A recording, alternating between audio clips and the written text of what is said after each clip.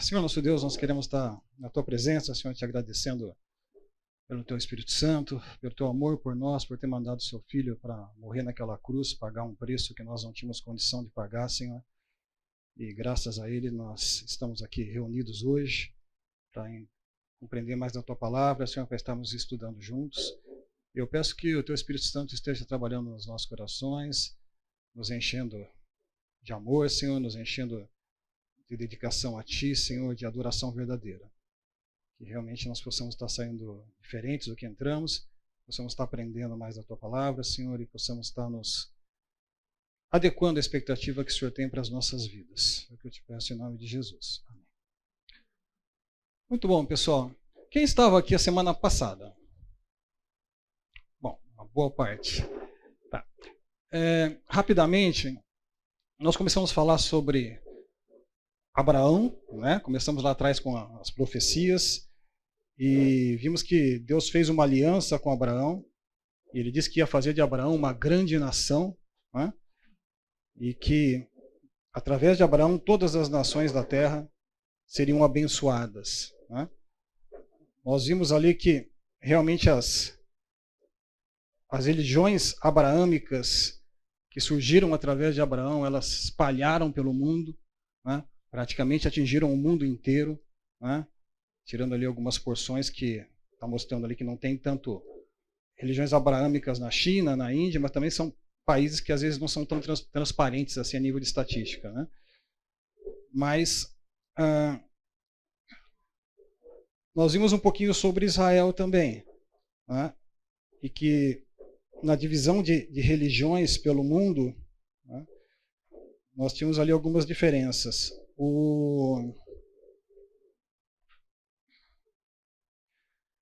Nós comentamos, estávamos no final da aula comentando sobre esse choque de civilizações de Huntington, Samuel Huntington, que ele comenta que a guerra final, agora no final dos tempos, nós teríamos um choque de civilizações, né?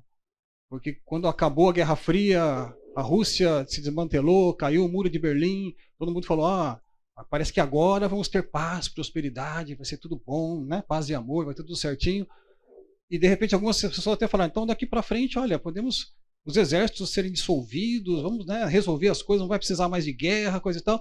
E ele veio com essa teoria dizendo assim, não, olha, vai haver na verdade, me parece que talvez seja, vocês estão enganados. Apesar dos estados não estarem assim, nós vamos ter um choque de culturas, né? E esse choque de culturas ele vai se desenvolver e provavelmente nós vamos ter embate entre as grandes civilizações.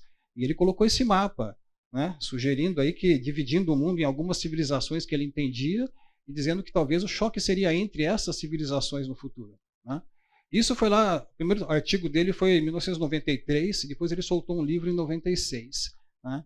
Mas, de qualquer forma, existe muita discussão sobre isso, tal, mas realmente aconteceram algumas coisas. E nós estamos vendo no final da aula passada que, com o advento do celular e o advento da internet, das mídias, realmente esses choques entre as culturas e tudo mais se tornaram muito mais evidentes, né? Quer dizer, o pessoal da China começou a achar estranho como é que era o ocidental começou a achar estranho como é que era o islâmico, né? Quer dizer, uma mulher islâmica, de repente, vê uma mulher brasileira, né, no carnaval só de máscara, né, sem mais nada, né? E de repente ela fala, opa, né, alguma coisa está errada, né? Quer dizer, como é que pode, assim, né? A gente está aqui de turbante, de burca, de um monte de coisa, e do outro lado do mundo as coisas são tão diferentes, né? Então esse choque cultural, né, ele se tornou assim bastante fácil de ser visto e começou a ficar ressaltado realmente, né?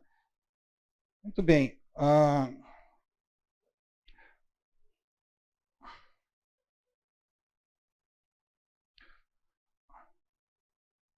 Dá para ver Israel aí ou não? Israel estaria aqui, né? Uma setinha. Não tem setinha? Espera aí, vamos dar um jeito nisso. Pontadora laser, pronto.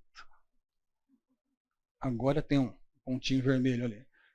Quer dizer, aí está desenhado mais ou menos em verde o quê? O Estado Islâmico, né? O islamismo hoje no mundo, mais ou menos. Quer dizer, toda essa parte verde aqui, o norte da África, a península aqui do Arábica aqui, Irã, lá de cá, né, se estendendo para lá, para alguns outros países aqui. A Turquia aqui nesse canto, que não era islâmica, né, e tem se tornado novamente fortemente islâmica, né, agora com o Erdogan também. Israel está aqui, esse pontinho azul aqui bem no centro, né, bem no meio aqui. Você vê que a cor de Israel ele é uma cor meio azulada, né, e ele reflete aqui, na verdade, é classificado como uma nação ocidental. Apesar de que alguns classificam Israel como uma civilização própria, né, porque tem mais de 4.000 anos de história e tudo mais, mas é um povo muito pequeno, espalhado. Então, na verdade, ele entra nas civilizações ocidentais, tá, com o pensamento ocidental. Então, nesse choque de culturas, praticamente o que acontece é que Israel está meio isolado ali, né? Você vê que ele está cercado de verde por todos os lados, né? E realmente esse choque cultural ali entre eles fica muito forte. Agora, nós sabemos que existem aqui nações muito diferentes, né? Nós vamos falar na próxima aula um pouco mais sobre o islamismo, mas aqui na parte, nessa região daqui da Península Arábica, nós temos a Arábia Saudita, né? Do lado de cá nós temos o Irã. Então, existe um embate aqui entre essas duas, porque são vertentes diferentes. Aqui os sunitas predominam, né? E lá na parte de lá, quem predomina são os xiitas, né? São dois tipos diferentes ali de visões. Esse é um gráfico das religiões ali daquela região, né? E nós temos ali em verde mais escuro, né, os xiitas, e em verde mais claro os sunitas. A gente sabe que os xiitas eles são minoria, são mais ou menos em torno de 10%, né, dos islâmicos, enquanto o verde claro, que são os sunitas, eles são uma maioria. Essa parte cinza no meio, aí, onde está escrito Arábia Saudita, né, bem aqui no meio, né, você vê que é uma cor diferente, né? É o abanismo aqui, ó. Você fala assim, mas aqui é diferente, né? Não, aqui, esse é um grupo dos sunitas que é mais radical ainda do que a maior parte dos sunitas, né? E que tem a ver. Então você pega, por exemplo, Estado Islâmico, você pega Al-Qaeda, né? Você fala, são os xiitas, porque são mais radicais. Não, são sunitas, né? E existe essa diferença. Então, existem radicais dos dois lados, né? Nós vamos ver com detalhes isso depois na próxima aula. Mas, no final da aula, nós estamos chegando... Eu queria colocar para vocês a questão de que existe, nessa guerra de civilizações aí, né, talvez um elo principal que una todo esse povo. Porque, por enquanto, por causa dessas divisões que existem de religião, de grupos, né, como se fosse católico e protestante, lá existe uma rixa entre eles e tal, que não os une, né? Mas uma coisa os une, né? Existem algumas tradições islâmicas que realmente colocam, existe um acordo entre eles, mais ou menos, do que acontece. Tá? Muito bem. That's a good question. Pera aí. Vamos passar aqui para a segunda aula. Pera aí.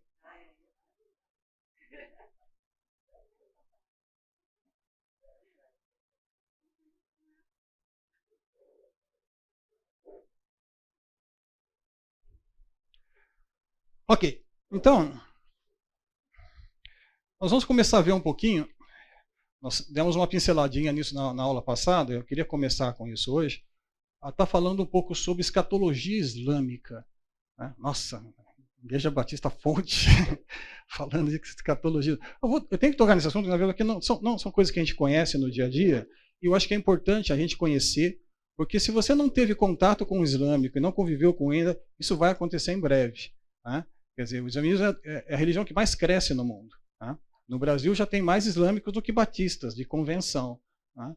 Então, a gente precisa realmente estar conhecendo, porque eles vão, e agora com essas guerras e tudo mais, vão tendo pessoas, imigrantes fugindo dos países e tudo e tal, indo morar em outros lugares, e eles se casam, têm muitos filhos, e podem casar, às vezes com casamentos múltiplos, às vezes não, mas depende da cultura, mas eles vão se multiplicando, tá? E vão invadindo, e vão entrando. Então, a Europa está sendo um grande problema, né?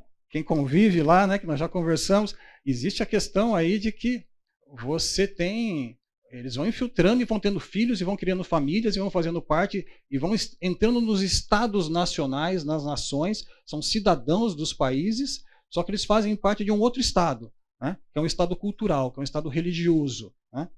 E essa questão da visão islâmica, isso une todos eles, porque tanto os xiitas quanto os sunitas, eles têm um pensamento igual, nesse sentido. Todos eles esperam a crença nos últimos dias. Então, se você for ver essa surata 277 aí, né?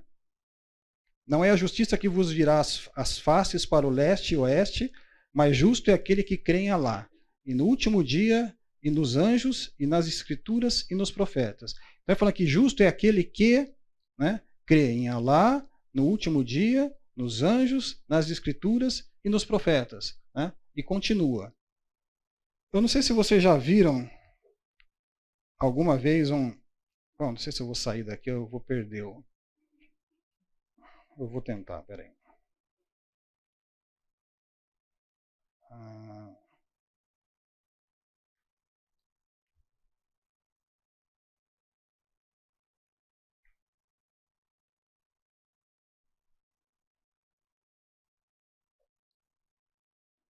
Isso. Aqui é o mesmo texto diretamente no Alcorão, tá? Então você vê que o texto, a surata 2 aí, 177, tá? Ela está escrita aqui. Para quem nunca viu o Alcorão tem esse padrão. Esse aqui é um Alcorão traduzido para o português. O Alcorão não pode ser traduzido em outras línguas a princípio. A língua dele é o árabe, né? Mas eles permitem a tradução para poder as pessoas que moram em outros países, que se converterem em outros países, terem um acesso assim à cultura e saberem mais ou menos do que se trata. Né? E o Alcorão, diferentemente da Bíblia, a Bíblia conta uma grande história. Né? Então a Bíblia é um livro de relacionamentos. Ele conta o relacionamento do homem com Deus, que esse relacionamento foi quebrado, né? Conta o que aconteceu com o ser humano, conta toda a história do relacionamento de Deus voltando em busca desse homem, e o homem se afastando de Deus, e o homem, Deus testando o homem, né? E toda aquela história. E vai contando os erros dos homens, o que os homens fizeram de errado, né? As bênçãos que Deus concede, as promessas, as alianças, e tudo vai sendo uma sequência. E nós conseguimos ter o lado histórico e o lado cronológico das coisas. Nós conseguimos voltar no tempo e saber que 2900, nós temos lá a data que aconteceu a invasão, né, de Ptolomeu do Egito, invadiu, então nós temos essa ordem. O Alcorão não é assim. Nós vamos falar mais sobre o Alcorão na aula que vem, mas o Alcorão é, como é que eu vou dizer, anárquico. Né? Ele começa um texto, o outro depois é diferente, depois o outro é diferente, depois o outro é diferente. Ele, no mesmo texto ele fala sobre duas coisas. Vamos ler aí, ó, 177. A bondade não está em voltardes as faces para o levante e para o poente, mas a bondade é de quem crê em Alá e no derradeiro dia, e nos anjos e no livro, e nos profetas, né? E de quem concede a riqueza, embora a ele apegado aos parentes e aos órfãos e aos necessitados e ao filho do caminho, e aos mendigos e aos escravos, e a de quem cumpre a oração e concede a Zahá, que é uma esmola que eles dão, e a dos que são fiéis ao seu pacto, quando pactuam, e a dos que são perseverantes na adversidade e no infortúnio e em tempo de guerra. Esses são os que são verídicos, esses são os piedosos, né? Ó vós que credes e vós prescritos, italião para homicídio, livre pelo livre, o escravo pelo escravo. Então, assim, é realmente uma leitura bastante difícil. Né? As frases não se conectam, parece. Dizem que o Alcorão é um dos sinais de que o Maomé seria uma pessoa divina, assim, divinamente usada, é que a beleza do Alcorão, né? O Alcorão no árabe, ele tem uma sonoridade, ele é cantado, ele é falado, ele rima, as palavras rimam, e tem quando recita o Alcorão, tem como se fosse recitando uma poesia. Tá bom, né? Mas em outra língua, pelo menos no nosso idioma, né? Isso é bem fragmentado e é bem difícil. Com isso, fica muito difícil a interpretação. E como a interpretação do original só pode ser feita em árabe, então você tem que acreditar nos caras que fazem a interpretação do Alcorão e vão te dar, então, né, a tradição islâmica, que são os textos que vêm que vão falar sobre isso. Então, sobre escatologia mesmo, a maior parte dos textos que existem não são do Alcorão em si, mas são da tradição, dos hadiths, né, da tradição islâmica. E aí a tradição islâmica, né, vai virando uma confusão, né, porque Maomé morreu logo. Depois que ele fez a hijra, né, ele durou até se não me engano, foi 632, né? Foram 10 anos ali que ele viveu no auge, coisa e tal. E ele ainda estava na Península Arábica ali. Depois disso que começou a expansão do Irã, do islamismo, né? Do Islã, né? Pegando o norte da África ali, chegou até a Península Ibérica, né? E caminhou também em direção aos Balcãs ali, tomou toda aquela região ali, né? Mas então, muito vem dessa tradição islâmica. Agora, essa tradição islâmica, ela é feita como? São pessoas que conviveram com Maomé, que escutaram o que ele disse, e então afirmaram e escreveram. Eu tive com Maomé e Maomé falou isso. Ah, você concorda? Falou isso? Ela falou, então vamos escrever aqui. E vai escrevendo. E com isso foram feitos livros e livros e livros, né? E tem um monte de textos, um monte de coisas que são profecias, que são coisas que Maomé disse, que Maomé contou, que Maomé falou, e daí surgiram um monte de coisas.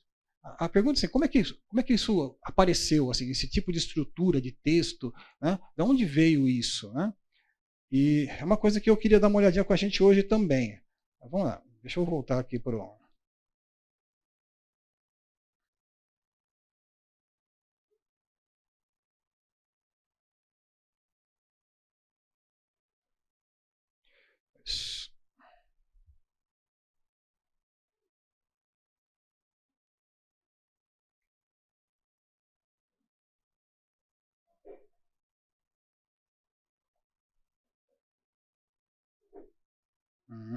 Nada feito.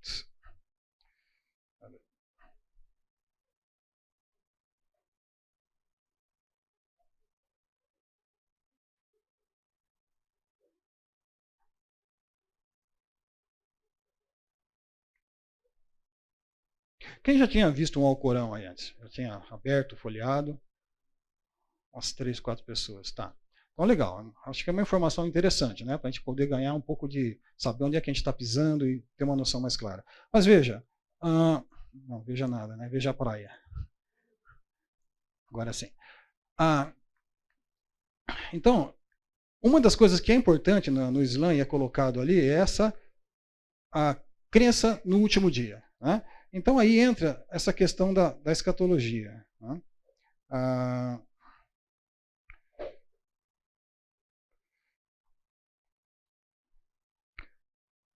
Existe na tradição islâmica a questão da conquista de Israel, né? Então, a tradição islâmica mostra que o Mahdi se juntando ao exército de guerreiros muçulmanos, carregando bandeiras negras, o Mahdi então liderará esse exército até Israel e o conquistará para o Islã. Os judeus serão dizimados até bem poucos restarem, e Jerusalém se tornará o local de governo do Mahdi sobre a terra. Existem vários textos falando mal de Israel e dizendo que Israel vai ser trucidado, vai ser eliminado, vai ser, né, todos vão ser mortos, e chamam, né, colocando que os israelitas seriam os macacos, né? Não sei como é que é o termo, símio, né? Seriam símios e coisa e tal. Então, dá essa ideia. Só que vocês viram lá pelo texto que os textos são difíceis de você pegar, né, o texto específico. Então, tem várias citações que tem esses textos colocados, mas são pedaços de texto, são pedaços de suratas separadas, né, mas isso vai formando um corpo que depois vai sendo traduzido, então tem os hadiths que chegam a essa conclusão. Muito bem. Nós vamos ver agora. Está na sequência aqui, ó. Na literatura do hadith, aí, que são a tradição islâmica, né, Maomé disse: a última hora não viria sem que os muçulmanos lutassem contra os judeus. E os muçulmanos os matarão até que os judeus se escondam atrás de uma pedra ou uma árvore. E a pedra ou a árvore diriam: muçulmano ou servo de Alá, aqui está atrás de mim, aqui é um judeu, pode vir aqui, que ele está se escondendo atrás de mim, vem aí, mate-o. Né? Mas a árvore, que é uma árvore específica lá, não diria, pois essa árvore é a árvore dos judeus. Então aqui é mais um texto, né, deles dizendo o que vai ser feito com os judeus, qual é a expectativa que os judeus têm. Voltando naquele slide que nós vimos lá que os judeus estão cercados, né? Dentro da escatologia islâmica, existe a questão de que Israel vai ser eliminado. Né? Israel vai ser invadido, né? E o Mahdi vai estar lá dentro. Quem é o Mahdi? O Mahdi, essa... Deixa eu ver se tem aqui uma...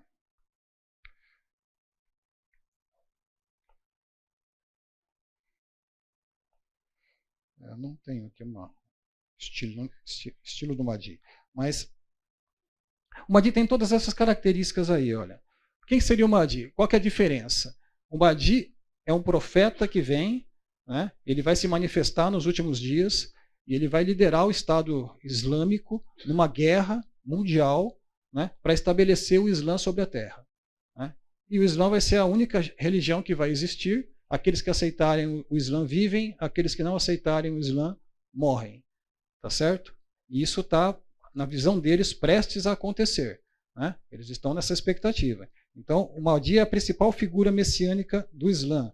Ele será descendente de Maomé e carregará o nome de Maomé, Muhammad. Né? Ele será um muçulmano bem devoto, ele será um líder espiritual, político e militar, como foi Maomé, né? Mundial e sem precedentes. Ele surgirá após um período de grande turbulência e sofrimento na Terra, que seria agora.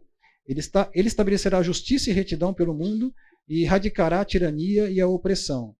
Ele será o califa e o imã, quer dizer, ele vai ser um líder religioso e um líder político, né? Regente e líder dos muçulmanos em todo o mundo. Ele liderará uma revolução mundial e estabelecerá uma nova ordem mundial. Ele liderará uma ação militar contra todos aqueles que se opuserem a ele. Ele invadirá muitos países. Né? Ele fará um tratado de paz de 7 anos com um judeu de uma linhagem sacerdotal. Ele conquistará Israel para o Islã e liderará os fiéis muçulmanos em um massacre, batalha final contra os judeus. Ele estabelecerá um novo quartel-general islâmico mundial em Jerusalém. Ele governará por 7 anos, possivelmente 8 ou 9. Ele fará com que o Islã seja a única religião praticada na Terra. Ele aparecerá cavalgando em um cavalo branco, possivelmente simbólico. Ele descobrirá alguns previamente não descobertos manuscritos bíblicos que ele usará para argumentar com os judeus e fará que alguns deles se convertam ao Islã. Ele também irá descobrir a Arca da Aliança no Mar da Galileia e trará para Jerusalém. Ele terá poderes sobrenaturais de Alá, sobre o vento, a chuva e as plantações. Ele terá e distribuirá grandes quantidades de riqueza, e ele será amado por todas as pessoas da terra. É mais ou menos isso. Isso aí vem mais de fontes de tradição islâmica do que do Alcorão especificamente. Tá? Mas parece com alguém que vocês conhecem, né? Tem algumas características aí, né?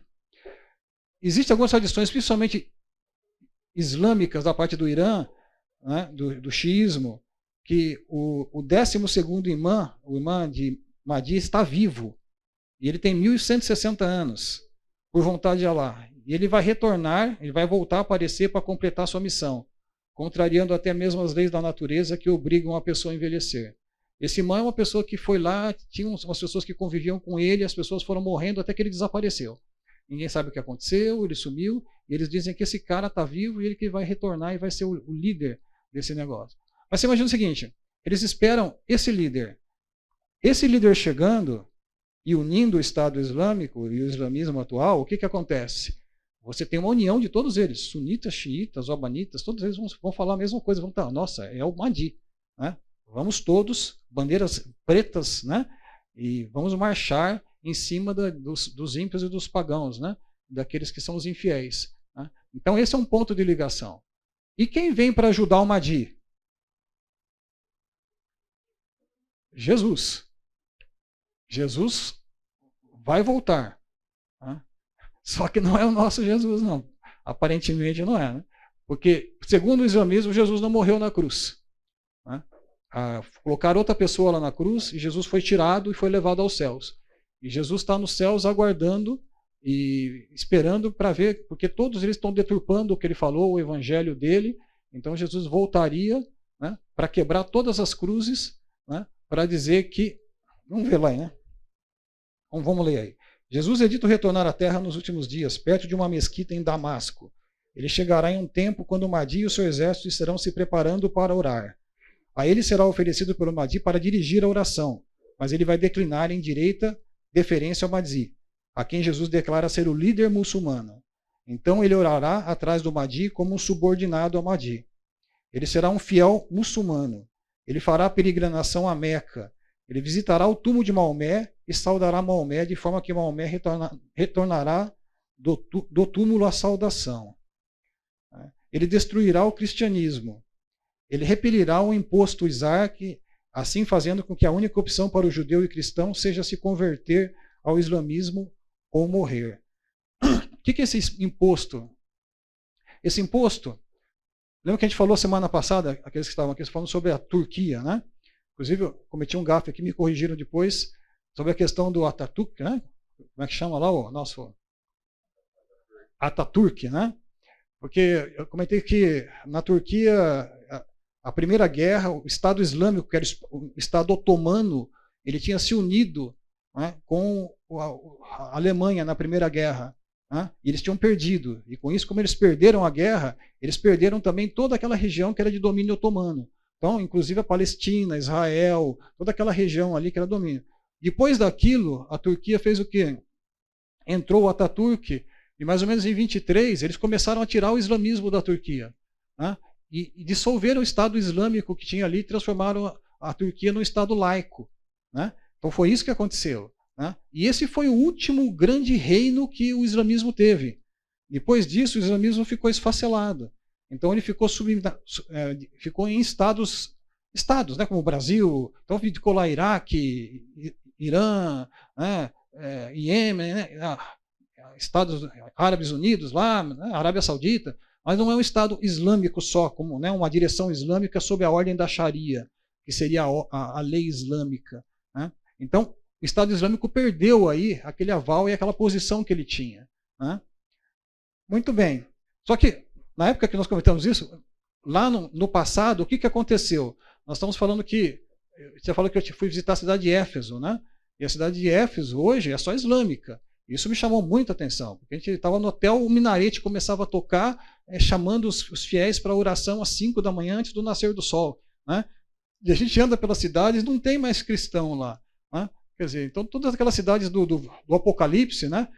Tiatira, Laodiceia, Esmirna, né? Toda aquela cidade, inclusive a cidade de Colossos, que é ali no meio, Éfeso, que é ali, todas aquelas cidades não existem mais.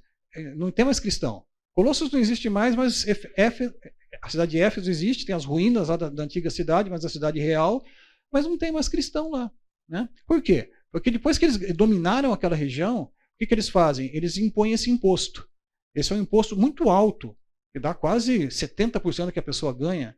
Então, o que acontece? Se a pessoa continuar pagando aquilo, ela perde tudo que ela tem. E ela se torna escrava. Né? Então, o que a pessoa fazia? O pessoal puxava o carro, largava as coisas lá, largava a casa, largava tudo, e fazia, não tem jeito desse jeito, não posso viver aqui, vou mudar. E mudava. Né? E passaram para outros países ali ao redor. Né? Então, ficou praticamente ali somente islâmicos. Né? Não tem mais. Então, é desse imposto, né? Que ele vai repelir esse imposto, e assim fazendo, a única opção dos judeus e dos cristãos não vai ter mais imposto. Era assim, se é cristão ou judeu, se é o povo do livro, então você pode ficar aqui, porque você é o povo do livro, ainda tem um certo relacionamento ali, a Bíblia, tá, os profetas. Não, então você pode ficar, mas você paga o imposto. Você não morre, mas você paga o imposto. Né? E era isso. Agora os outros não tinham opção. Né? Isso foi sendo colocado naquela época. Né? Bom, vamos lá, na sequência aí. Então, esse Jesus muçulmano, ele vai estabelecer a Sharia e o islamismo por toda a terra. Ele matará o anticristo e seus seguidores, constituídos majoritariamente de judeus e mulheres. Ele permanecerá na terra por mais ou menos 40 anos, e durante esse tempo ele se casará, terá filhos e vai morrer. O Jesus muçulmano, em ambas as naturezas e ações, é muito diferente do Jesus bíblico. Né? Bom, a ideia é essa, né? Em vez de, na verdade, ser o Messias prometido, né, a volta de Jesus, o nosso Jesus, aquele que morreu na cruz pelos nossos pecados e volta, né, para estabelecer o seu reino sobre a terra, não é isso que eles propõem. Né? Eles propõem uma coisa diferente. E aí tem esse Jesus e o Mahdi vão brigar contra o anticristo. Né? E como é que será o anticristo? Eu trouxe isso aqui é um texto que eu peguei, está colocada a referência aí embaixo, peguei da revista, super interessante, né, para ver, porque às vezes a gente pega um livro que você pega, às vezes o livro tem muito viés, né? Você pega um livro que fala um determinado assunto, mas esses assuntos assim meio polêmicos, e fala, pô, os caras estão direcionando, você vai pegar uma outra referência, né? Não é tão igual. Então, peguei outros pontos de informação para ver se as informações batiam, se era isso mesmo, né? E as informações batem, né? Então, isso aqui é uma coisa de publicação aí, né? Revista, né? E eles falam mais ou menos a mesma coisa, né? Do juízo final e das coisas. E divide, na verdade, em sinais, que um dos sinais seriam grandes sinais e pequenos sinais. Né? E os sinais do final dos tempos, né, seriam esses aí. Ó. o segundo dos adidos, o final dos tempos virá em estágios, né? O mundo estará corrompido e cheio de injustiças, e os muçulmanos serão oprimidos. Outros sinais serão o aumento do consumo de álcool, do adultério, da luxúria, do sexo, da usura, do lucro excessivo e do número de terremotos, trovões e relâmpagos. Haverá muitas mortes súbitas, muita chuva, mas pouca lavoura. Judeus lutarão contra muçulmanos, mulheres andarão nuas e casais fornicarão nas ruas. Pode ser agora, né? Acho que não precisa... Né? Não, hoje não, né? Terça-feira vai piorar, né? Mas, de qualquer jeito, você vê que os pequenos sinais que são esses, né? Tirados muitos lá da Bíblia, né? Você vê a figueira, né? Você olha para a figueira, né? Grande guerra, nações de guerra, se levantará nação contra nação, né? Reino contra reino, pestes, terremotos, né? E tudo mais. A Bíblia também coloca sinais parecidos. Então você vê que eles copiam mais ou menos o que está colocado ali, mas bate muito com o que vai acontecer, né? E aí tem algumas coisas místicas, o sol vai nascer do lado oposto, do ocidente, vai ter uma fera que vai marcar a testa das pessoas, que virá, tal. Bem. E o falso profeta, que é o Dajjal, né? Que é o anticristo deles, que vai desembarcar no mundo equivalente ao anticristo para o cristianismo, mas ele não está no Alcorão, mas é famoso nos hadiths da escatologia islâmica como um todo. E é descrito como um homem de um olho o direito, com a palavra que é infiel escrito na testa e marcado. Só que quando você vê as características desse anticristo islâmico, ele bate muito com o nosso Jesus, né? Ele fala que vai liderar o exército, né? E vai livrar, vai brigar a favor de Israel contra o Estado, né? do islamismo, né? E que o Mahdi vai ser vencedor sobre esse anticristo que vai estar do lado de Israel, né? Então existe esse embate. Tudo bem. O meu objetivo aqui não era, na verdade, entrar em muitos detalhes sobre isso, né? Essa é a bandeira negra que eles vão que virar, né, flamejando, mas é importante a gente ter essa noção, porque isso está na cabeça deles. Você viu lá que uma das coisas importantes, que foi o primeiro texto que eu mostrei, né, que um bom muçulmano tem que estar com esse último dia na cabeça, né, tem que fazer parte do seu dia a dia, ali, das suas fés, né, assim como dar esmola, assim como, né, fazer as outras coisas que são hábitos deles lá. Né, é uma das primeiras referências. Então, tudo isso tá. Então, isso daí acontecendo, vamos fazer mais uma brecha aqui.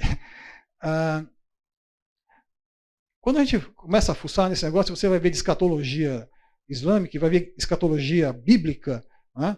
Uma das teorias da escatologia bíblica também mostra algumas coisas interessantes. Quer dizer, quando você tem lá as profecias de Daniel, né? Todas as nações, né? Os medo-persas, né? Que vieram, depois os gregos, depois os romanos, aquela estátua, né? Que tinham lá com várias cabeça de ouro, que era o babilônico, depois, né? Vai seguindo todas aquelas nações que vieram ali, que estão descritas no final de Daniel. Né? Você tem lá a última nação que é descrita, que é uma nação que ela é feita de ferro e de barro, né? Nos pés, né? E é esfacelado e coisa e tal. E depois vem a rocha que vem e destrói, e a estátua cai. Aquilo lá são as nações, né? Que vão vindo. E sempre se colocou ali que é o Império Romano e que o Anticristo vem do Império Romano, aquela coisa toda. Né? Existem correntes que colocam que o Anticristo vem do Oriente Médio. Né? E que, se você for pegar as nações que vieram, que dominaram realmente aquela região, o Estado romano ali não dominou plenamente aquela região como fizeram as outras. Que elas vinham e arrasavam, né? Levavam tudo, destruíam tudo e fizeram tudo, e pegavam todos aqueles países, pegaram a região da Pérsia, pegavam a região lá de cima. O Estado romano não pegou tudo isso. O Estado romano pegou a questão da Europa ali, pegou ali a região de Israel, aquela regiãozinha, e pegou o norte da África para cá. Ele não caminhou em direção a Iraque, né, Irã, Índia, né? Ele não foi para o outro lado. Então, questionam-se que talvez essa não fosse ali, não seria considerada uma das nações que teriam vindo ali. Né? Considerando isso com o fato de que coloca-se lá em Apocalipse, de que você vai ter, né, da cabeça da besta, que a besta seriam as nações, né, e que uma besta, a última cabeça da besta foi ferida gravemente de morte, né, e depois ressuscitou, né, foi ferida e reviveu. Né? Quer dizer, uma das nações teria sido ferida gravemente, né, a ponto de praticamente sucumbir, né, e depois teria revivido. Então, seria o Estado Islâmico, seria a última nação. O Estado otomano, o Estado Islâmico, foi o Estado que tomou tudo aquilo ali, dominou toda aquela região, massacrou todo mundo, invadiu, impôs a sua... Né, ou aceita ou morre, né, mudou a cultura, mudou tudo e ficou por mais de 1000 anos. Quer dizer, eles começaram em 600 e pouquinho e foram até 1300, 1500. Né? O Estado moderno começou com a invasão de Constantinopla, né, pelo Império Otomano ali em 1500. Né, que a gente falou semana passada, começaram as navegações e tudo aquilo lá que aconteceu. Então, é de 600 e pouquinho a 1500. Né? Foram muito tempo. Eles dominaram tudo aquela região ali. Impuseram arquitetura, medicina, arte, né, cultura, tudo. Né? Eles praticamente mandavam em tudo ali. Então, coloca-se que quem dominou aquela região efetivamente teria sido o povo islâmico. Né? E o povo islâmico caiu com a queda do Atatürk lá na Turquia, praticamente acabou o Estado Islâmico ali, morreu, né, como um Estado em si, e agora está revivendo. Né? Então seria o revivimento daquele grupo, daquela cabeça da besta que foi ferida de morte, e que agora está revivendo e que agora volta para completar o estágio. Tá certo? Então tem todo esse contexto por trás, né, que dá uma ideia e que une essas pessoas, essas jihadis. Né? A gente comentou que os Estados Unidos foi atacado por mais de 7 países diferentes, né, nos últimos dias, lá, bases americanas. Né? Por quê? Porque não vem de um país só, um país totalitário, né? Brasil, Iraque, vem de vários países, porque o que os une não é a fronteira e nem o passaporte. O que os une é a religião e é uma ideologia e é o que está por trás. Agora, veja bem, então parece um contexto aqui bem trágico, né? Mas a gente tem que ter a noção clara, pessoal, de que nosso Deus está por trás de tudo, né? E está por trás da história. E tudo que acontece, nada foge do seu controle. Né? Quer dizer, já desde sempre, Deus sabe o que vai acontecer. Né? E está tudo profetizado, está tudo dito, e Ele sabe exatamente qual vai ser o curso da história. Vão ter reveses, vão ter problemas, mas o caminho já está determinado. E quem somos nós para mudar? Né? Não vamos discutir com Deus, né? Nossa, faz agora, não, espera mais um pouquinho, né? Vamos tentar diferente. Não, se o caminho de Deus estiver determinado, vai estar determinado. Né? Você não tem que se preocupar muito com isso, sobre o que vai ser, o que não vai ser, né? Eu comentei semana passada também, porque eu acho que o dia do Senhor chega rapidinho para você quando você morre. Né? Não precisa ficar esperando o tempo em Israel e nada, sei que, basta ter um infarto aí, né? Ter sido atropelado, acontecer alguma coisa assim, que já era, né? É muito rápido. Então você não precisa, né? Provavelmente a gente não vai ver nada disso. Né? São coisas que vão acontecer lá na frente, né? Mas que provavelmente a gente vai ver do céu, vai vir já com Jesus, já no exército deles ali, com os cavalos brancos, né? Do lado de Cristo já, para estar brigando nessa briga do outro lado. Né? Mas eu achei interessante que o pastor da igreja de Éfeso é o apóstolo João. Né? No começo era Timóteo, né? Ficou lá um tempo tal, e depois João assumiu. Antes dele ser colocado na ilha de Patmos, e antes dele escrever o Apocalipse, era ele o pastor ali. Né? E cuidava de Maria. Né? E lá na cidade de Éfeso tem a casa de Maria, lá, que tá lá, você vai visitar lá tal. Né? Mas ele cuidava ali de tudo isso. E é interessante que a primeira epístola de João, ele escreve sobre isso. Né?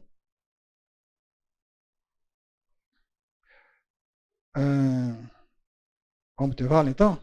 Te volta em seguida para ler, João? Vamos lá, então. O apóstolo João, né? É interessante que já naquela época, né, enquanto ainda o cristianismo estava em expansão, que estava tudo, né? Se você pega a primeira carta de João, ali já tem toda uma sequência, eu vou ler alguns versículos com vocês aqui, mas já tem toda uma sequência muito interessante, né? A respeito, talvez, do que iria acontecer com a própria Grécia e o que a própria Turquia, toda aquela região ali, né, do que aconteceria no futuro. E ele já foi bem claro ali. Vou separar alguns textos aqui, queria ler com vocês. Olha, o que era desde o princípio, o que ouvimos, o que vimos com os nossos olhos, o que contemplamos e as nossas mãos apalparam. Isto proclamamos a respeito da palavra da vida. A vida se manifestou, nós a vimos, e dela testemunhamos, e proclamamos a vocês a vida eterna, que estava com o Pai e nos foi manifestada. Proclamamos o que vimos e ouvimos para que vocês também tenham comunhão conosco. Nossa comunhão é com o Pai e com o seu Filho, Jesus Cristo. Escrevemos essas coisas para que a nossa alegria seja completa. É interessante que ele fala aqui, e o apóstolo João esteve com Jesus, né? Então ele está falando aqui com propriedade. Ele viu, ele conviveu, ele apalpou, ele participou, né? Ele viu os milagres que Jesus fez, né? Milagres que ninguém fez até hoje, né? Então, uma das coisas que testificam a divindade de Jesus são os sinais que o Pai preparou para que ele realizasse. E Jesus dominou sobre todos eles, né? Quer dizer, Jesus gerou matéria, multiplicou pão e peixe, mudou a alquimia, né? Transformou água em vinho, né? Jesus andou sobre o mar, controlou a gravidade, Jesus controlou o clima, falou: mar, acalma, chuva, para, né? Controlou o clima, né? Curou pessoas à distância, vai para casa que seu filho está curado lá numa distância enorme, ressuscitou pessoas por si, ressuscitou ele mesmo, né? Quer dizer, então, João testemunhou isso. E João viu mais. João foi levado com Jesus para o alto do monte e lá Jesus se revelou a eles. O rosto de Jesus brilhou, as vestes ficaram brancas, né? E ele mostrou ali uma coisa diferente, né? Um poder que era diferente das outras pessoas. João testemunhou isso, né? Então, a experiência de João é forte, né? E ele coloca isso, né? Ele falou assim: ó, a vida se manifestou, nós a vimos, e dela estamos testemunhando e proclamando a vocês a vida eterna. Quer dizer, vida eterna, como alguém ressuscitou dos mortos, isso é novidade. Quer dizer, alguém que não vai morrer mais, uma vida que não vai acabar, né? São coisas assim que a gente para pensar, mas é pesado, né? São coisas completamente diferentes de tudo aquilo que a gente pode pensar. Mesmo para aquela época de Jesus ali, que eles conviviam, em que você tinha os saduceus, os fariseus, né? Várias correntes de pensamentos. Nós vamos ver um pouquinho sobre isso agora. Mas é interessante que ele está falando. Proclamamos o que vimos e ouvimos para que vocês tenham comunhão conosco.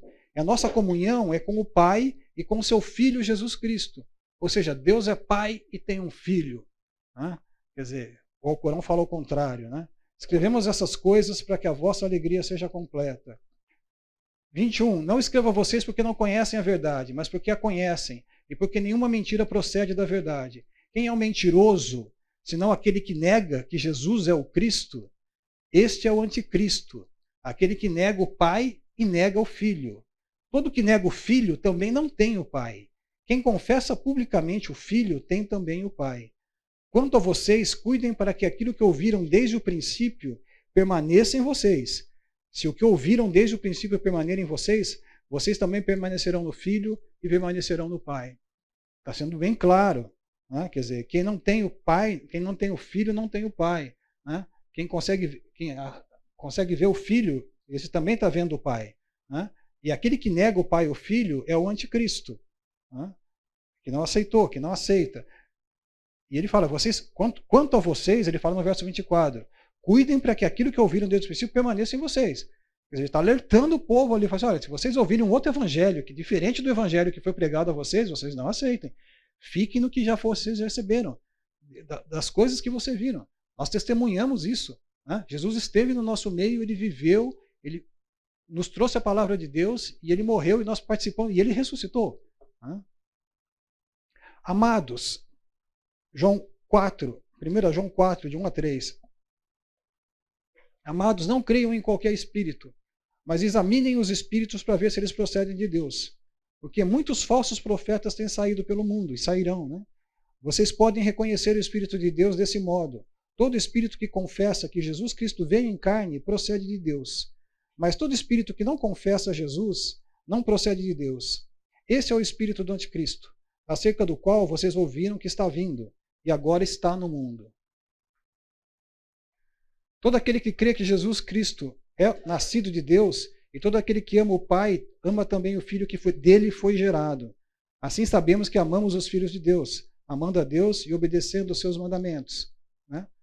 E vai dar a sequência. Interessante, no verso 8, ele fala, o Espírito, a água e o sangue, os três são unânimes, né? Há três que dão testemunho, o Espírito, a água e o sangue, e os três são unânimes. Nós aceitamos o testemunho dos homens, mas o testemunho de Deus tem maior valor, pois o testemunho pois é o testemunho de Deus que dá acerca de seu Filho.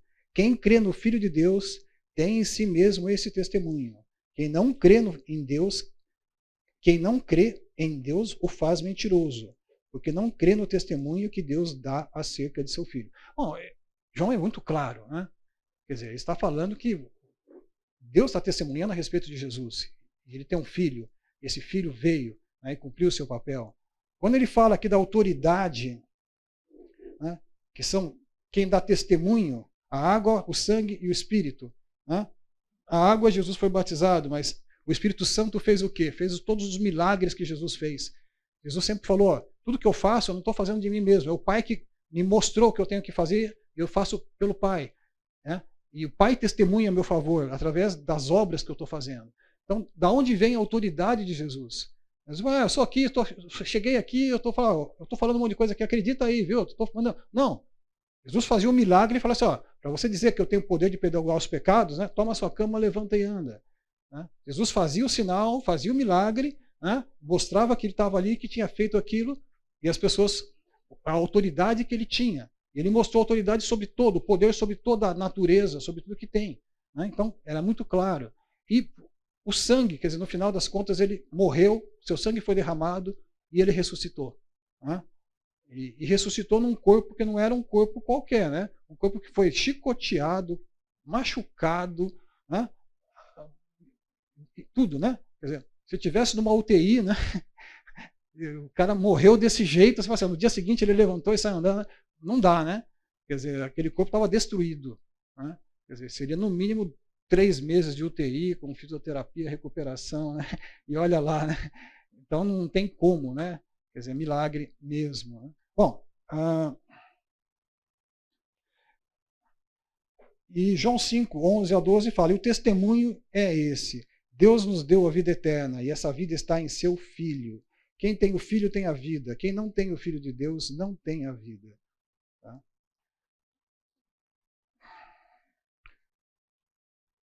Estou colocando colocar mais esse último, de 2 João 1, 7, 10, que é na sequência, né? Ele fala assim, de fato, muitos enganadores têm saído pelo mundo, os quais não confessam que Jesus Cristo veio em corpo. Tal é o enganador e o anticristo. Tenham cuidado para que vocês não destruam o fruto do nosso trabalho, antes sejam recompensados plenamente. Todo aquele que não permanece no ensino de Cristo, mas vai além dele, não tem Deus. Quem permanece no ensino tem o Pai e também o Filho. Se alguém chegar a vocês e não trouxer esse ensino, não o recebam em casa e nem o saudem. 600 anos depois, né, ali na região da Arábia, ali surge então Maomé, né, que surge com uma mensagem exatamente oposta a essa, né, e dizendo tudo ao contrário, né, sem mostrar nenhum sinal, sem mostrar absolutamente nada, simplesmente dizendo que recebeu uma visão de um anjo, de um espírito, que não aceita Jesus, que Jesus não era o Filho de Deus, que Jesus não morreu na cruz, né, que a Bíblia está totalmente errada, né, toda a palavra de Deus ela foi adulterada, ela não existe, né, então não pode ser considerada mais, apaga toda a Bíblia, toda a Escritura, e vamos começar daqui para frente agora com um texto novo. Né, e tudo que tiver que for contrário a esse texto que eu estou mostrando, né, ele vai ser, né, ele pode ser voltado para trás. Né? Você não deve aceitar, porque foi adulterado pelos homens. Né? Então, é muito interessante, mas não tem base nenhuma, né, se a gente for parar para pensar. Né? E o Alcorão ele é cheio daquelas coisas que eu mostrei para vocês, mas da onde será que veio tudo isso? Né? Muito bem. Eu queria voltar um pouquinho para falar sobre Israel. A ideia que eu queria comentar com vocês não é fazer passar para vocês o que é o judaísmo, né? Mas mais ou menos o que acontecia naquela região na época de Jesus, né? E por que nós chegamos onde estávamos. Né? Nós tivemos lá o período interbíblico, né? Que foi um período longo. Nós temos aqui quando a divisão da política, né, do reino, né, e até que o povo de Israel foi levado para o cativeiro. Né. Saindo do cativeiro, né, foi mais ou menos 586, 500 e pouquinho nessa época aí, O povo ficou lá um tempo grande no cativeiro e depois voltou, né? E foi passando aqui por todas essas fases. Então teve aqui alguns períodos, né? Um período de dominação persa, um período de dominação grega, né? E depois um período de dominação dos macabeus, que durou pouco tempo, mas logo em seguida você já teve a dominação e a invasão romana, né? E que aí foi um pouco antes já da vinda de Jesus, quando Jesus nasceu e viveu, e que estava sob o Império Romano ali convivendo. O pessoal que fala dessas fases de Israel teve algumas influências diferentes. O pessoal fala que Israel teve influência em que Israel era o dono da sua cabeça. Ele fazia o que ele queria. Na época de Davi, Salomão, tomava suas decisões, né? Era autônomo para fazer o que ele queria. Aí o que aconteceu? Israel quebrou as alianças que tinha, né? E foi levado cativo. O que acontece? Lá no cativeiro, você imagina o que aconteceu, né? Quer dizer, eles não tinham nada. O templo foi destruído, né? Quer dizer, as pessoas foram submetidas a uma nova cultura, né? A história de Daniel lá, né? Na corte do rei, não vai tomar o tipo de comida que vai comer, tem que se adorar lá o Deus que eles impedem, tem a religião da Babilônia, tudo aquilo lá que aconteceu. Quando eles voltam e saem da Babilônia e voltam para Jerusalém, que é contado toda aquela transição que acontece ali no livro de Neemias, de Esdras, né? E a volta para a sua região, e a região que tinha ficado ali, né? Enquanto as pessoas estavam no exílio, né? Sob o domínio persa, né? Eles mandaram, tem até uns textos sobre isso, né? Foi repovoada a região ali, né? Com pessoas externas que vieram de outros países, que foram colocados ali, né? E acabaram casando entre eles, porque não tinha jeito, né?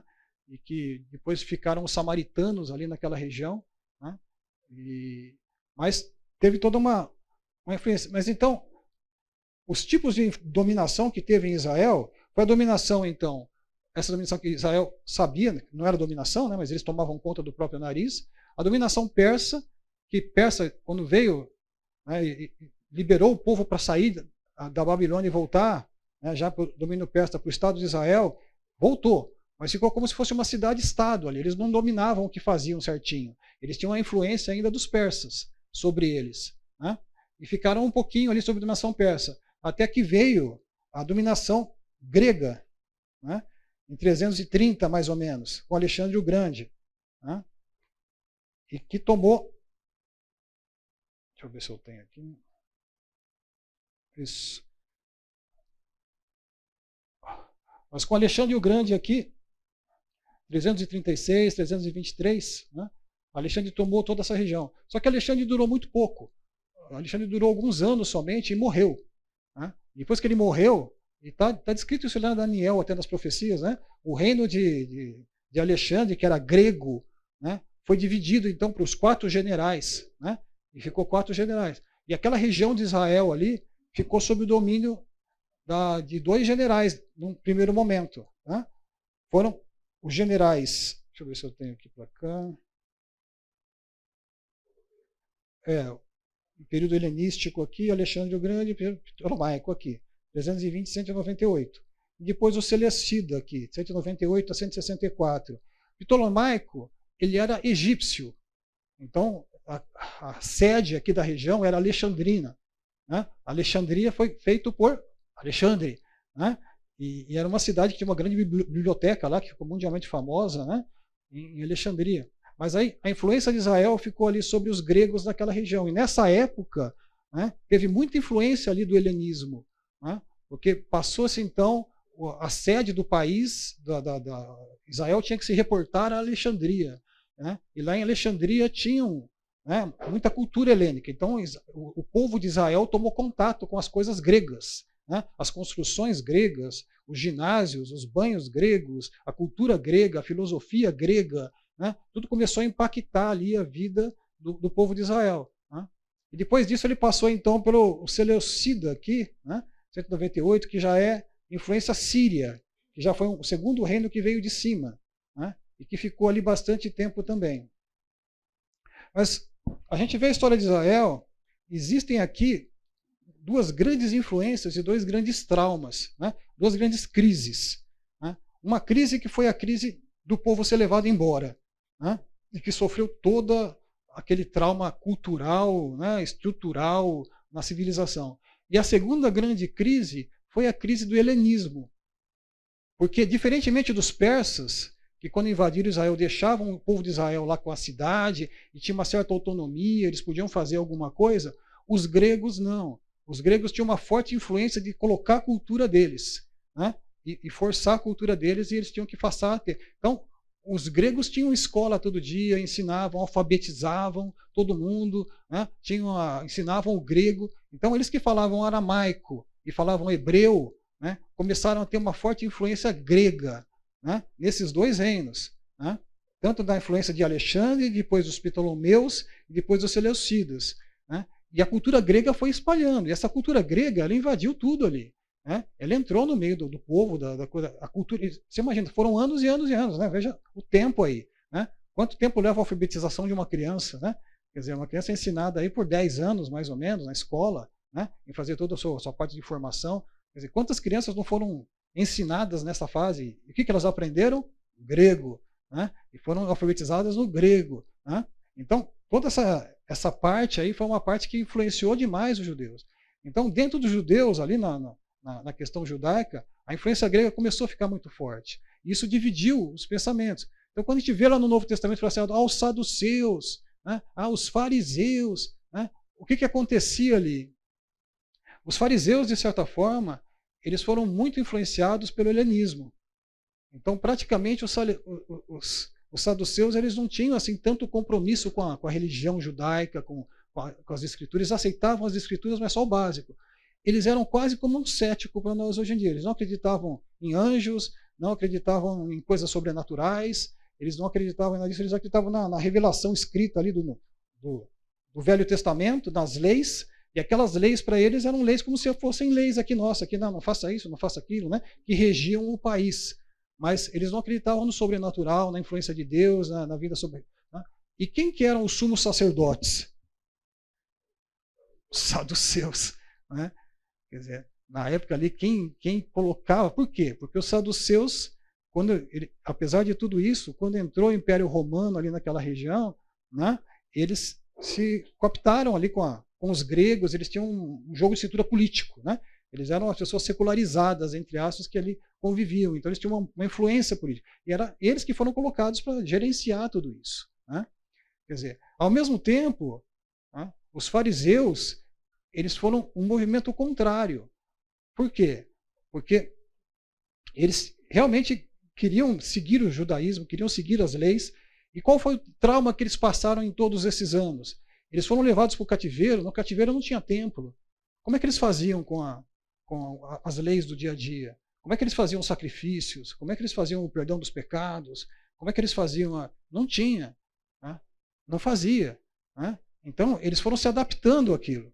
Então, eles começaram a fazer. Aí foi surgindo a sinagoga, eles tinham que se reunir em algum lugar, não tinham onde se reunir, começaram a se reunir nas igrejas, nas sinagogas. E eles começaram a ter uma religião que era uma religião que antes era uma religião de fazer sacrifício, matar o animal, os pecados, rituais e tudo mais, passaram a ter uma religião que era mais ética e mais estudo da Bíblia, da Torá e do que eles estavam fazendo, porque eles não tinham outra opção, era aquilo. Então o que sobrou para eles era o estudo da Torá, da tradição e tudo que foi acontecendo. Então aquilo foi mudando um pouco o perfil do povo judeu ali naquela região. Né? E eles foram tendo muito mais contato com essas coisas da parte da estudo. E de certa forma, existem dois judaísmos muito separados, né? O judaísmo pré-invasão e cativeiro e o judaísmo que veio depois. Quer dizer, o judaísmo que veio depois é um judaísmo que se tornou helenizado, culturalmente influenciado por tudo isso. Né? É um judaísmo que começou a ter, então, a ficar muito mais restrito ali nas regras e em como, né? Digamos que existe um certo trauma, né? Eles foram invadidos, levados embora, por quê? Porque eles não cumpriram as leis, né? Então eles voltaram e falaram assim, agora nós temos que cumprir a lei, né? Vamos dar um jeito aqui. Então eles fizeram o quê? Um firewall ali ao redor, vamos criar um firewall aqui, regras, para não descumprir a regra. Né? E começaram então a fazer uma série de regras para não descumprir a regra. né? Na dúvida, se isso aqui vai deslocar para cá, então faz uma regra para nem chegar perto disso, hein? Né? Vamos antever o problema aqui, já antes de acontecer isso, a gente já dá um jeito aqui, e foram fazendo regras em cima de regra. Então, existiam ali a Torá, né? Que era as escrituras, e esse cânon das escrituras foi sendo desenvolvido ali depois que eles voltaram do exílio também, né? E tudo isso, que era a Taná, né?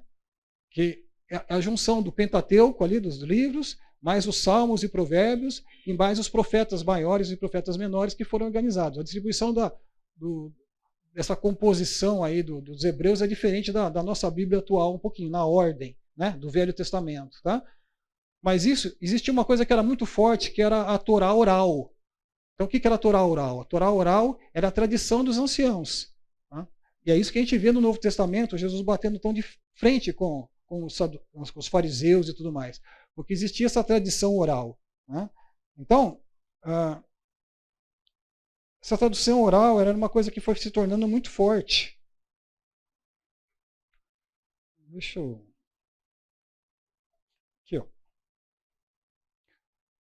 E foram feitas estruturas, né, que são estruturas dos livros judaicos, que eles foram sendo construídos. Essa Torá oral era uma tradição. Então falava assim, ó, Moisés recebeu a Torá escrita, que era o Velho Testamento, ali as leis, as tábuas, mas ele recebeu um monte de coisas que foram faladas, né?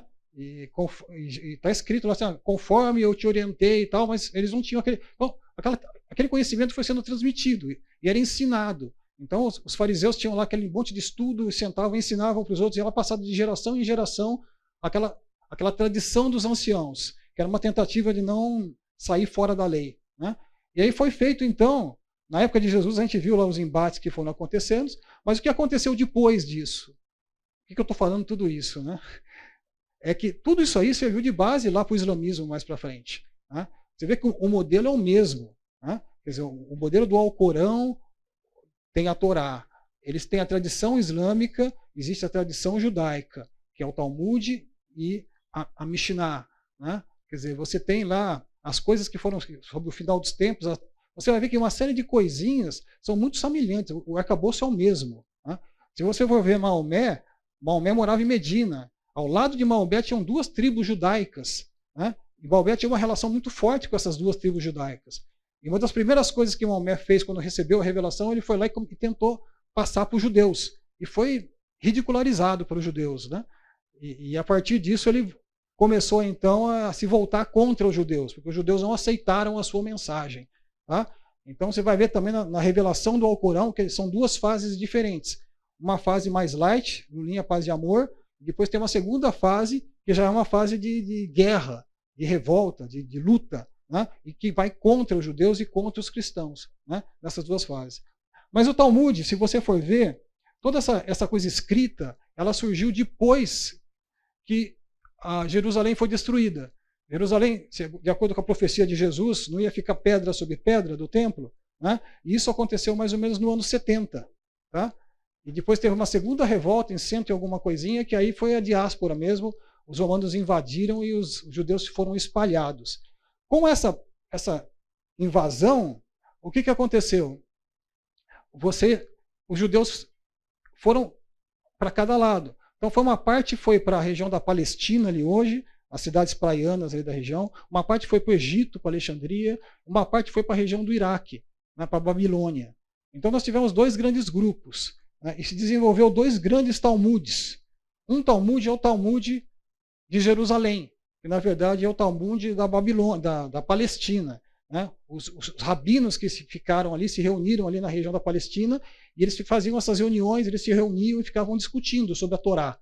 Né? E essas discussões que eles faziam, eles iam escrevendo. Então, como se fosse uma Bíblia de Scofield, assim, né? Comentada do lado, os comentários foram feitos, eles iam fazendo esses comentários e iam colocando. Né? Então, tudo isso foi sendo colocado e elaborado. Então, você vê que a Mishnah foi a primeira coisa que foi feita. E a gente ouve falar da Mishnah, mas a Mishnah foi feita depois que Jerusalém foi destruída. Não foi antes. Né? Que essa tradição escrita, oral. Antes não tinha nada escrito. Né? Não vou falar que não tinha nada, talvez tivesse alguma coisa, mas não obrigatoriamente. A primeira Mishnah ela foi colocada no papel em torno de 70 depois de Cristo. né? Depois de Cristo, não, depois da queda de Jerusalém. Né? E depois foi surgindo, então, depois de quase 200 anos, foi feita a Guemará. E a Guemará era um comentário em cima da Mishnah. Então, a Mishnah era um comentário da Torá. Né? Então, você imagina, né? Quer dizer, se você pegar isso na prática para ver, eu até ia colocar aqui, mas eu achei que ia ficar muito entedioso. Né? Mas é realmente difícil. Né? Porque a discussão toda que eu li ali da Mishnah e do Talmud era uma descrição sobre o que acontece quando uma pessoa esquece uma coisa. Então, se ela esqueceu uma coisa aqui em cima da mesa, o que você faz então se a pessoa esqueceu? Mas se ela esqueceu e ela nem sabe que esqueceu, o que você faz? Se ela não sabe que esqueceu, então você não pode pegar porque ela pode ainda se ficar, né, querer aquilo e se arrepender e querer buscar. Agora, se ela já passou uns dias e ela já sabia que esqueceu, ela falou assim, esqueci, tudo bem. Então você pode pegar, porque pode ficar para você, porque se ela já viu isso, você não está mais errado se você guardar isso aí para você e botar no seu bolso e ficar contigo. E vai. Cada comentáriozinho daquele é alguém dando um pitaco sobre, né, o que deve fazer, né? Mas e se estiver do lado direito, se estiver do lado esquerdo? Se estiver do lado esquerdo, então, veja bem, você baseado em tal coisa, você faz isso, faz isso. Então, era tudo delineado para coisas assim ridículas, né? Coisas que não tinham nada a ver com o objetivo inicial da lei. Que o objetivo inicial da lei, o que é? É um coração circuncidado, né? Deus queria que as pessoas estivessem buscando a Ele. Né? E lá no Velho Testamento, né, o que acontecia lá no Velho Testamento? Qual que foi o objetivo da Torá lá atrás? Né? Vamos ver um.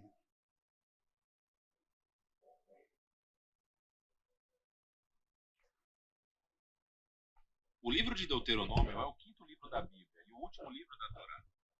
Depois do êxodo do Egito, Israel ficou no Monte Sinai por 1 ano, fazendo uma aliança com seu Deus. E então eles tiveram uma viagem desastrosa através do deserto, e a geração do êxodo se desqualificou para entrar na terra que foi prometida a Abraão. E assim, Deuteronômio começa com Moisés na frente dessa nova geração explicando a Torá.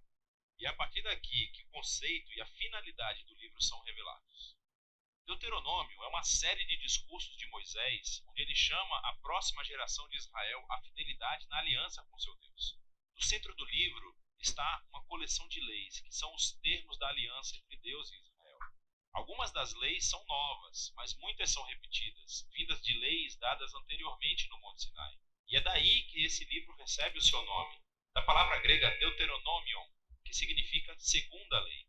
Agora, cercando essas leis, há 2 seções externas do discurso de Moisés. Cada uma delas é dividida em 2 partes. Vamos nos aprofundar e ver como tudo se encaixa. Então, primeiramente, Moisés resume a história até agora e destaca a rebeldia da geração anterior, em comparação com a constante graça e provisão de Deus no deserto. E Deus trouxe a sua justiça sobre eles, mas não abandonou suas promessas da aliança. Depois disso, surge uma série de sermões muito intensos, onde Moisés chama essa nova geração para ser mais fiel do que seus pais foram à aliança. Ele relembra-os dos 10 mandamentos. E então, a peça central dessa sessão é uma famosa frase chamada o Shema. Moisés disse: ouça Israel, o Senhor, o nosso Deus, é o Senhor único. E você deverá amar o Senhor, o nosso Deus, com todo o seu coração, com toda a sua alma e com toda a sua força. Isso se tornou uma oração diária muito importante no judaísmo e reúne todos os temas do livro. Portanto, a palavra ouça, ou Shema em hebraico, significa muito mais do que apenas ouvir. Seu significado inclui responder aquilo que você ouve. Em português nós diríamos, obedeça. E a palavra amor em hebraico também significa muito mais que apenas uma emoção ou sentimento. É uma decisão de devoção sincera a Deus, que envolve a sua vontade e as suas emoções, sua mente e o seu coração. Para Israel, a sua obediência e devoção a Deus serviria um propósito muito maior. A obediência às leis fará de Israel um povo único entre as nações, assim como Deus disse no Monte Sinai. Eles se tornarão um reino de sacerdotes. E Moisés agora diz: mas como? Israel tem a chance de seguir as leis para mostrar ao mundo inteiro a sabedoria e a justiça de Deus. A outra ideia-chave do Shema é que Israel foi chamado para obedecer e ser fiel somente ao Senhor, ou, literalmente, em hebraico isso significa que Deus é único. Agora, No contexto, o Senhor é o único Deus a quem Israel deve adorar e obedecer. Israel está prestes a entrar na terra de Canaã, onde as pessoas adoram deuses que representam todos os aspectos diferentes da criação, o sol, o clima ou o sexo e a guerra. E na opinião de Moisés, adorar esses deuses degrada os humanos e destrói as comunidades. Mas adorar o Deus de Israel, que é o Criador e Redentor, levará a vida e bênçãos. E assim, chegamos à grande coleção de leis no meio do livro, que são organizadas por tópicos. A sessão de abertura é sobre a adoração de Israel ao seu Deus. Eles deveriam ter um templo central, onde somente um Deus seria adorado. E também Deus deveria ser adorado através do cuidado de Israel pelos pobres. Assim, por exemplo, todos os israelitas deveriam dar 1/10 da sua renda anual para o templo, mas outro 10 deveria ser reservado a cada 3 anos e dado aos pobres. E esses eram os tipos de leis que colocavam Israel na linha de frente da justiça em comparação com seus vizinhos antigos. E tudo estava relacionado à sua adoração a Deus. A próxima seção descreve as qualidades de caráter dos líderes de Israel. Assim, os presbíteros, os sacerdotes, os reis, todos foram colocados sob a autoridade das leis da aliança. E Deus disse que reforçaria essa autoridade enviando profetas para supervisionar os líderes. Assim, em contraste com os vizinhos de Israel, onde os reis eram considerados divinos e a própria lei da nação, os líderes de Israel estavam subordinados à lei e aos profetas. Depois disso, há uma grande parte das leis sobre a vida pública de Israel. Há regras sobre o casamento, a família e os negócios. E também sobre a justiça social, sobre o seu sistema legal e o que deveriam fazer para proteger as viúvas, os órfãos e os imigrantes. E elas terminam com mais leis sobre adoração. Agora, aqui estão algumas dicas sobre como ler todas essas leis. Lembre-se, em primeiro lugar, que estes são os termos da aliança no Monte Sinai, dada especificamente ao Israel antigo, vivendo em uma cultura muito diferente da sua. E por isso, não será útil comparar essas leis com as nossas leis modernas, que são de uma cultura bem diferente. Pelo contrário, essas leis foram dadas para separar Israel. Por isso, precisamos comparar essas leis com as leis dos vizinhos de Israel, como a Assíria ou a Babilônia. E quando você faz isso, de repente, as leis que pareciam duras ou estranhas se tornam muito mais claras. Você vê que Deus está empurrando Israel para um nível de justiça mais elevado do que antes. E, finalmente, tente discernir quais princípios centrais de sabedoria ou justiça estão subjacentes a qualquer lei particular, e você descobrirá algumas coisas bem profundas. Aqui está uma tarefa para obter pontos extras. Veja como o apóstolo Paulo faz exatamente isso na primeira carta aos Coríntios, capítulo 9, versículo 9. Ele cita uma lei de Deuteronômio, capítulo 25, versículo 4, que é realmente interessante. Então, de volta a Moisés. Depois de ler todas as leis, ele emite um desafio final para que Israel ouça e ame seu Deus. Primeiro, ele emite um aviso e um ultimato. Se Israel ouvir e obedecer ao seu Deus, tudo dará certo. Muita bênção de vida. Mas se eles não escutam e se rebelam, haverá fome, pragas, devastação e, por último, o exílio da terra. E então Moisés toma uma decisão. Ele diz: hoje eu coloco diante de vocês toda a vida ou morte, bênção ou maldição, bondade ou maldade. Portanto, escolham a vida, amando ao Senhor seu Deus e escutando o que ele diz. Mas então Moisés diz: sei que depois que eu morrer, vocês vão se rebelar, se afastar de Deus e sofrer o exílio. O que é meio deprimente, mas, novamente, ele já convive com essas pessoas há muito tempo e fica claro que as suas esperanças não são muito altas. Mas nem tudo está perdido, diz Moisés. Um dia, quando Israel estiver no exílio, Moisés diz que eles poderão voltar para o seu Deus, que, em suas palavras, circuncidará os seus corações, para que possam amá-lo de todo o coração e alma, e para que possam viver. Essa é uma metáfora vívida, que diz que algo está fundamentalmente errado com o coração de Israel. É teimoso e duro, e é a mesma coisa que está errada com o coração de toda a humanidade. E isso vem desde a rebelião no jardim. Os humanos ganharam autonomia de Deus. Eles queriam definir o bem e o mal por si mesmos, e como resultado, eles arruinaram o mundo bom de Deus. Mas um dia, Moisés diz, Deus vai fazer algo para transformar os corações do seu povo, para que eles possam verdadeiramente ouvir e amar a Deus de coração, e possam ser trazidos de volta à vida verdadeira. E esta é a promessa mencionada pelos últimos profetas bíblicos, Jeremias e Ezequiel, a esperança de um novo coração. Então Moisés termina o seu discurso com um poema de advertência e depois de bênção. Ele sobe uma montanha e morre. Veja bem, a palavra foi colocada, você vai ver esse texto. Ops. Está bem alta. Acho que é só abrir aqui. Ó. Bom, a palavra foi colocada, você vê que o objetivo da lei, o objetivo era fazer o quê? Que o povo de Israel se destacasse no meio de outros povos. Né? Ele ia ser um povo totalmente diferente, protegido de doenças, né? Com regras sanitárias, com regras sociais, né? A respeito da pobreza. Né? O ano do jubileu, que você devolvia, depois de 50 anos, você devolvia o que você tinha e igualava de novo financeiramente quase todas as pessoas. Né? Então, socialmente, é uma lei perfeita, uma lei que... Né? O que acontece? Tudo bem, Israel falhou na sua aliança ali, né? Mesmo tendo saído do exílio e voltado para Israel, eles não entenderam que não conseguiram montar o templo de novo e ser luz para as nações como estava planejado para eles naquele momento, né? Porque viria o Messias que surgiria ali Jesus que viria através deles. Mas a palavra de Deus, ela é para nós uma coisa muito importante, porque se você for tirar a Bíblia de nós, né, nós estamos tirando muita coisa, na verdade, né? Porque a palavra ela é apta para discernir, uma espada de dois gumes, né, que penetra no interior, ela consegue discernir nas nossas dificuldades, fraquezas, ela nos conforta. Né? Pegando aqui o Salmo 19, né, para não ler o 119, né, que é um pouquinho maior, mas ele fala assim, que é um resuminho, ele fala assim, a lei do Senhor é perfeita e restaura a alma. O testemunho do Senhor é fiel e dá sabedoria aos simples. Os preceitos do Senhor são retos e alegram o coração. O mandamento do Senhor é puro e ilumina os olhos. O temor do Senhor é límpido e permanece para sempre.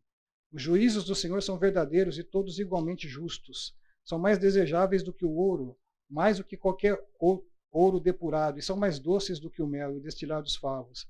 Além disso, por eles se admoesta o teu servo, em os guardar a grande recompensa. Quem há que possa discernir as próprias falhas?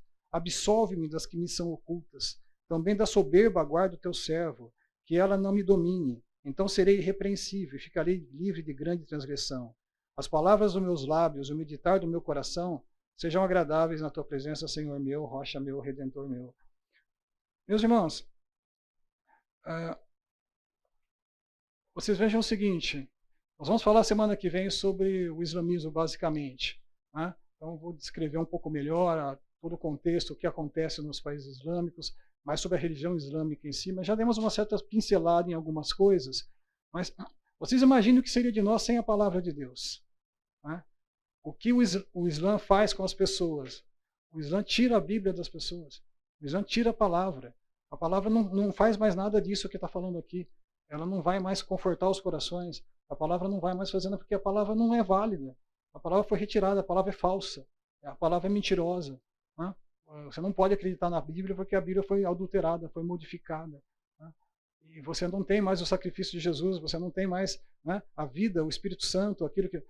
Então, gente, se você encontrar um islâmico hoje pela frente, né, qual é a nossa atitude diante disso? Né? Nós temos uma atitude de guerra, né, matar, os caras são do mal, ou nós temos uma atitude de evangelizar, de confortar, de testemunhar realmente diante deles. É uma coisa muito difícil, né? Porque, na verdade, eles também são, desde criancinha, né, ensinados a não aceitar, a não, né, já declarar como mentiroso, já sabem o que fazer diante de um cristão, né? Eles já são ensinados nisso também, né? A apologética muçulmana é também realizada, então eles também têm todo esse ensino, mas não pode gerar em nós essa falta de amor. Eu acho interessante mencionar que entre o terceiro e o primeiro século, exatamente para que os judeus novos que não conheciam o hebraico não perdessem o contato com a palavra, a Bíblia hebraica, ela foi traduzida para o grego, a Septuaginta, nesse período. Isso. Eu tenho 2 slides aqui sobre isso, que não deu tempo de falar, mas realmente é isso. Né? A Septuaginta foi feita lá na parte em Alexandria, lá, quando foi colocado a Grécia ficando naquela região, exatamente para que os judeus pudessem ter acesso. O que aconteceu naquele trauma cultural, que eu estava falando para vocês, eles foram alfabetizados em grego. Então os judeus não tinham mais acesso à Bíblia. Eles não liam aramaico, nem liam, né, o hebraico. Então eles não conseguiam mais ler. Então por isso foi feito a Septuaginta. Né? E a Septuaginta tem esse nome porque foram 70 sábios que se reuniram em torno de 70 dias e eles rapidamente conseguiram fazer a tradução da Bíblia e transformaram aquilo, traduziram para o idioma grego ali e tornou uma Bíblia acessível. Tá bom? Mas a semana que vem a gente vai comentar mais sobre a questão do lado islâmico em si, né? Aí sim vamos falar mais sobre as regras, as coisas que estão acontecendo, um pouco mais do trauma cultural que está existindo hoje em dia, para a gente entender um pouco mais melhor. Mas sabendo disso, né, que tudo isso surgiu dessa fase. Então, de onde veio toda essa cultura, essa tradição, de onde que veio todo esse molde, né, no qual o islamismo foi desenhado, né? Veio através daquilo que eles viveram do ano da destruição de Jerusalém até o ano 600, quando surgiu o islamismo, né? E eles conviveram com judeus, eles conviveram com toda a formação do Talmud, com toda a formação da estruturação dessa tradição judaica e tudo mais. Tudo isso fazia parte da vida deles, tá bom? Pessoal, vamos encerrar. Senhor nosso Deus, te agradecemos por esse tempo, Pai, que nós possamos estar utilizando essas informações para o crescimento do Teu reino, Senhor, e que possamos estar buscando o Senhor cada vez mais, para que realmente o Senhor possa estar fazendo diferença nas nossas vidas e possamos estar sendo luz e sal em todos os lugares. Eu te peço em nome de Jesus. Amém.